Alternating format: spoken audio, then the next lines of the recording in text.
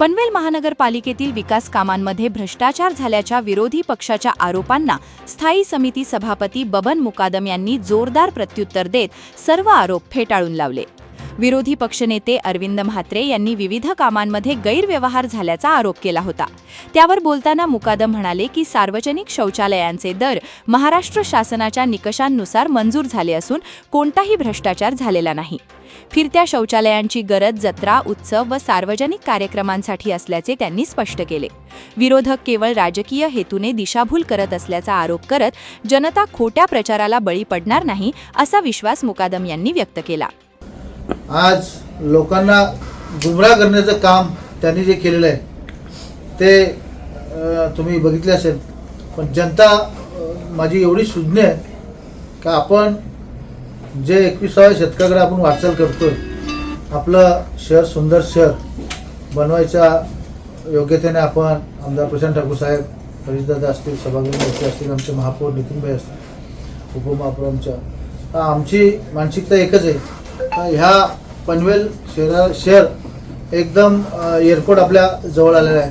आज किती मोठे हब आहे, तर त्या अनुषंगाने आपण जे शहर सुशोभीकरण करण्याचं काम करतो, विरोधी पक्षाला पोटदुखी असल्यामुळे ते विरोधातच बसलेले आहे. तर त्यांना काय बोलावं, काय चालावं याचं तारतम्य आपल्याला बाळगायला पाहिजे. श्रीवर्धन दिवे आगार ग्रामपंचायतीवर दिवे आगार विकास आघाडीने सत्ता मिळवत राष्ट्रवादीला मोठा धक्का दिला आहे. प्रदेशाध्यक्ष खासदार सुनील तटकरे यांच्या प्रभाव क्षेत्रात झालेल्या पराभवामुळे रायगडच्या राजकारणात खळबळ उडाली आहे. ग्रामपंचायतीतील 8 सदस्यांचे सदस्यत्व रद्द झाल्यानंतर झालेल्या पोटनिवडणुकीत विजय तोडणकर हे सरपंचपदी विजयी झाले. राष्ट्रवादीची अनेक वर्षांची सत्ता उलथवून विकास आघाडीने सरपंचपदासह 3 जागांवर विजय मिळवला. विजयानंतर प्रतिक्रिया देताना नवनिर्वाचित सरपंच विजय तोडणकर यांनी मनमानी आणि हुकुमशाहीचे राजकारण दिवे आगारमध्ये चालणार नाही असा अप्रत्यक्ष टोला खासदारांना लगावला.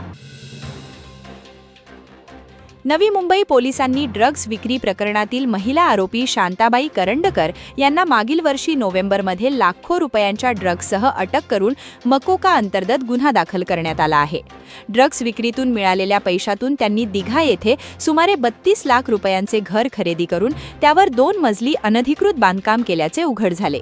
सिडकोने संबंधित बांधकामाबाबत नोटीस बजावली होती.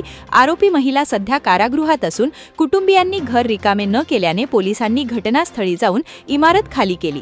भाडेकरूंना तात्पुरते मंदिरात हलविण्यात आले. नवी मुंबईतील ड्रग्ज माफियांविरोधातील ही पहिली मोठी तोडक कारवाई मानली जात आहे. पनवेल जवळील कळंबोली सेक्टर 5 परिसरात एका माथेफिरू तरुणाने Dwarka hotel and restaurant bar पेटवण्याचा प्रयत्न केला. 26 एप्रिल रोजी पहाटे 2:45च्या सुमारास आरोपी ऋतिक रवींद्र पगारे याने हॉटेलच्या शटरवर पेट्रोल टाकून आग लावण्याचा प्रयत्न केला. हॉटेलमधील पूर्वीच्या वादाचा राग मनात धरून त्याने हे कृत्य केल्याचे पोलीस तपासात उघड झाले. घटनेनंतर हॉटेलमध्ये धूर पसरताच कर्मचाऱ्यांनी तत्परता दाखवत वीज जोडणी बंद केली. त्यामुळे मोठा अनर्थ टळला. सीसीटीव्ही फुटेजच्या आधारे पोलिसांनी आरोपीला ताब्यात घेतले आहे. हॉटेल मालक रवीश शेट्टी यांच्या तक्रारीनंतर कळंबोली पोलिसांनी गुन्हा दाखल केला. कर्मचारी आणि पोलिसांच्या सतर्कतेमुळे मोठी दुर्घटना टळली.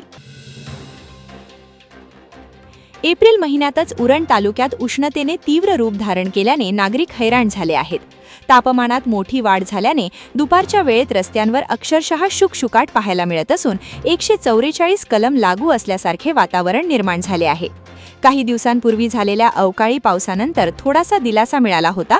मात्र आता वाढत्या तापमानामुळे आबालवृद्ध घामाघूम होत असून अंगाची काहिली वाढली आहे. उष्णतेचा फटका पशुपक्ष्यांनाही बसत असून पाण्याच्या शोधात ते पाणवट्यांभोवती फिरताना दिसत आहेत. दरम्यान नागरिकांचा कल शीतपेय आणि रसवंती गृहांकडे वाढला असून थंड पेयांच्या विक्रीत मोठी वाढ झाली आहे. सिडकोने उरण तालुक्यातील चिर्ले परिसरात भव्य एकात्मिक लॉजिस्टिक पार्क उभारण्याच्या हालचाली सुरू केल्या आहेत. Jawaharlal Nehru port, Mumbai trans harbour link सारख्या महत्त्वाच्या प्रकल्पांच्या दळणवळण सुविधांचा या प्रकल्पाला मोठा फायदा होणार आहे. सुमारे 374 हेक्टर क्षेत्रावर उभारण्यात येणाऱ्या या पार्कमध्ये आधुनिक पायाभूत सुविधा, सामाजिक सुविधा आणि उपयुक्तता जाळे विकसित केले जाणार आहे. संपूर्ण क्षेत्र 7 लॉजिस्टिक्स झोनमध्ये विभागले जाणार आहे आणि 45 आणि 30 मीटर रुंदीच्या रस्त्यांचे जाळे उभारले जाईल. सिडको अतिक्रमण विभागाने बेकायदेशीर कंटेनर यार्डांवरही कारवाई सुरू केली आहे. सिडकोच्या जलबोगदा प्रकल्पामुळे पेण तालुक्यातील बेलवडे, मुंगोशी, दवणसर आणि परिसरातील आदिवासी वाड्यांमध्ये भीषण पाणीटंचाई निर्माण झाल्याने ग्रामस्थांनी संतप्त भूमिका घेतली आहे. 2 वर्षांपासून भूगर्भातील पाणीस्तर खालावल्याने विहिरी, बोरवेल, झरे आणि तलाव आटले असून शेतीचे मोठे नुकसान झाले आहे. या पार्श्वभूमीवर आमदार रवींद्र पाटील, माजी खासदार धैर्यशील पाटील आणि प्रांताधिकारी प्रवीण पवार यांच्या उपस्थितीत झालेल्या बैठकीत ग्रामस्थांनी सिडको अधिकाऱ्यांना धारेवर धरले.